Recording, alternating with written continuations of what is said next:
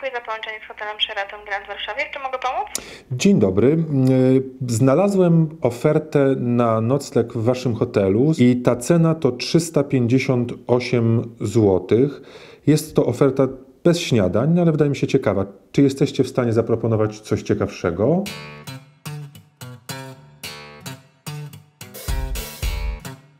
To bardzo dobrze pan zadzwonił. Mamy z wliczonym śniadaniem już pokój klasyczny w cenie 322 zł. 322 zł ze śniadaniem? Tak. O, to bardzo fajne. To ja się chyba zdecyduję.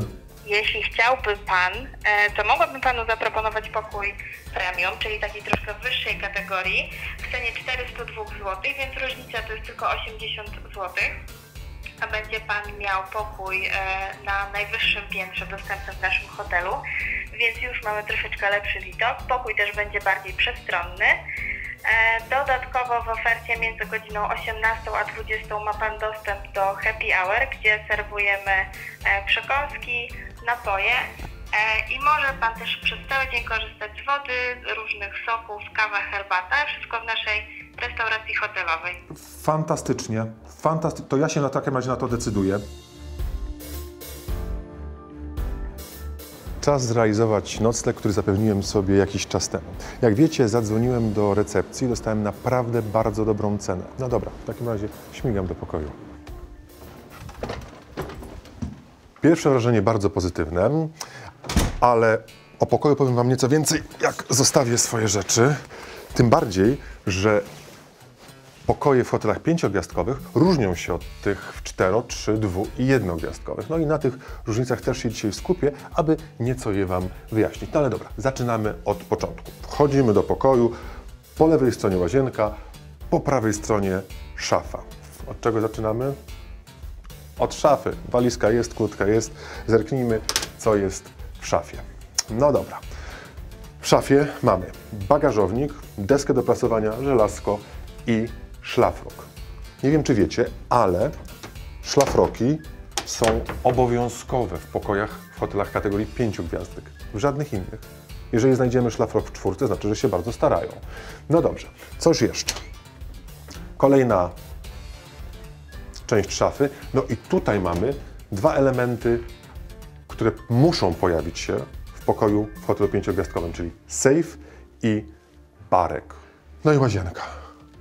Czego się spodziewamy? Oczywiście przestrzeni, błysku, komfortu i czystości. No i tutaj rzeczywiście jest wszystko oprócz wielkiej przestrzeni, bo jakoś metraż nie jest szalony, ale jest czysto, jest zgrabnie. A, i wiecie, co jest mega śmieszne? Że w hotelach 5-gwiazdkowych wiecie, co musi być w łazience?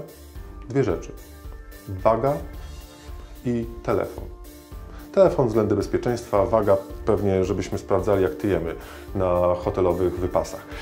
Ale są to rzeczy, które muszą być, jeżeli jesteśmy w hotelu 5-gwiazdkowym. Poza tym oczywiście pełen wybór kosmetyków i ręczniki. No i teraz wkraczamy do miejsca najważniejszego, czyli pokoju. Rozpoczyna się od metrażu, no bo to najczęściej świadczy o komforcie. W hotelach 1-gwiazdkowych pokój dwuosobowy musi mieć 10 m². W hotelach 2-gwiazdkowych 12, 3-gwiazdkowych 14, 4-gwiazdkowych 16 i w hotelach 5-gwiazdkowych to minimum 18 m². No, Sheraton Grand Warsaw poleciał po bandzie, bo tutaj pokoje chyba zaczynają się od 27 m², a te klubowe, no to tutaj mamy 33-34 m², no więc jest jak wypoczywać i jest gdzie oddychać. Łóżko. 2×2 będzie? No, będzie. 2×2, więc taki porządny king, jeżeli chodzi o wypoczynek. No i widać, że to już jest hotel nowszej kategorii. Dlaczego? Dlatego, że ma wejścia USB do ładowania sprzętów. Wiecie o tym, że bardzo często, kiedy podróżujemy, nasze wtyczki do kontaktów nie pasują, jeżeli podróżujemy za granicę, albo przyjeżdżają do nas goście z zagranicy, którzy mają po prostu inny układ. To coś, to nie jest tylko i wyłącznie element wyposażenia czy dekoracji. Nie, to jest, moi drodzy, lampeczka do czytania. To nie moje biodro, to lampeczka tak skrzypi. Papam. Czytamy książkę, nie denerwujemy osoby, która śpi obok nas. No i z tym samym pięknym dźwiękiem Wracamy. Kolejna rzecz, która właśnie mi się rzuciła w oczy, czyli ekspres do kawy. Ekspres do kawy nie jest obecny, moi drodzy, w każdym pokoju. Jeżeli chodzi o Sheraton Grand Warsaw, to jest on w pokojach wyższej kategorii, na tym piętrze, czyli na piętrze klubowym, chyba jest w każdym pokoju. Dodatkowo kanapa, krzesło, wszystko idealnie. Nie wiem, czy zdarzało Wam się podróżować w większej grupie, na przykład 3, 4, 5-osobowej i zastanawialiście się, w jaki sposób pomieścić się w jednym pokoju. No, tak dużych pokoi niestety bardzo często hotele nie udostępniają, ale jest opcja. I taką opcją jest właśnie pokój, który ja teraz otrzymałem, czyli pokój łączony. Jest to opcja najczęściej wybierana przez rodziny albo właśnie przez grupy przyjaciół, którzy chcą być przez cały czas ze sobą w kontakcie. Kiedy podróżujemy sami i dostaniemy taki pokój, to nie martwmy się, że będą się przenikały dźwięki z pomieszczeń, bo one są naprawdę bardzo fajnie wygłuszone. Tutaj mamy 2 pary drzwi, progi, jak widzicie, w związku z tym dźwięki się nie przenikają. Ja poprosiłem na recepcji, czy nie mogliby mi dosłownie na 5 minut udostępnić wejścia do tego drugiego pokoju, aby Wam pokazać, jak wygląda całość. Mam, więc słuchajcie. Tada! I wkraczamy do drugiego pokoju. Ten pokój nie jest moim, w związku z tym za daleko tutaj nie wejdziemy. Chciałem Wam go tylko i wyłącznie pokazać, że jest taka opcja. Drzwi zamykamy, blokujemy z obu stron. Cisza, spokój, intymność i prywatność. No dobra, ponieważ jestem w hotelu 5-gwiazdkowym, co więcej, udało mi się dorwać pokój na poziomie klubowym, czas na to, abym skorzystał nieco z benefitów. W Sheratonie jest możliwość korzystania z happy hours, jeżeli jesteśmy właśnie jednym z takich uprzywilejowanych pokoi, no ja zamierzam z tego korzystać. Najczęściej są one serwowane właśnie te happy hours tutaj w lounge'u, ale ze względu na ostatnie sytuacje związane z koronawirusem, goście, którzy mają te pokoje, mogą korzystać z happy hours w restauracji na dole. Do zobaczenia. Moi drodzy, niewątpliwym plusem nocowania w 5-gwiazdkowych dobrych hotelach, oprócz oczywiście fajnych pokoi, jest też doskonała kuchnia. Szczególnie kiedy przychodzi ona niejako w bonusie, no to jest to bardzo fajny powód do radości. Ja podwyższyłem sobie standard pokoju za 100 kilkadziesiąt złotych i dzięki temu mam pokój klubowy, który uprawnia mnie do m.in. korzystania z benefitów m.in. lounge'a. Lounge'a, czyli takiego miejsca, w którym serwowane jest happy hour, czyli napoje alkoholowe, bezalkoholowe i przekąski. W tej chwili akurat lounge jest zamknięty, ale goście, którzy decydują się na te opcje, naprawdę niczego nie tracą, bo wszystkie benefity są serwowane w restauracji na dole, czyli w Cucina Mia. Kuchnia świetna, zresztą jej głównym szefem kuchni jest Marcin Sasin, doskonały szef kuchni.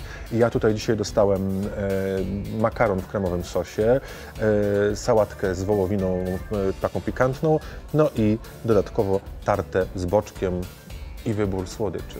Pomyślcie sobie, że przez 2 godziny jecie i pijecie za darmo. W związku z tym, jak przeliczymy sobie to wszystko, naprawdę się kalkuluje. Opłaca się zawsze podwyższać nieco status pokoju, chociażby właśnie dla takich profitów i benefitów z tym związanych. No dobrze, to w takim razie słuchajcie, ja biorę się za jedzenie, później wracam do pokoju, aby nieco odpocząć i pewnie widzimy się rano na śniadaniu.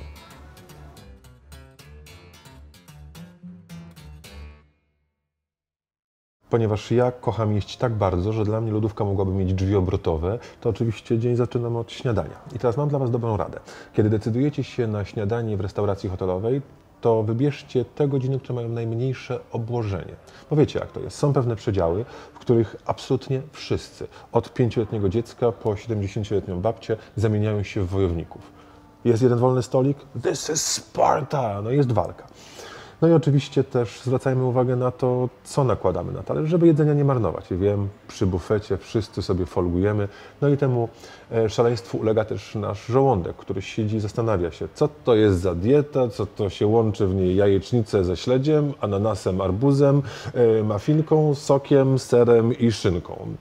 Jak widać, w hotelu wszystko jest możliwe, ale pamiętajmy o tym, tak jak powiedziałem, kwestia niemarnowania jedzenia. Ja dzisiaj postawiłem na zbilansowany posiłek, któremu za chwileczkę się poświęcę.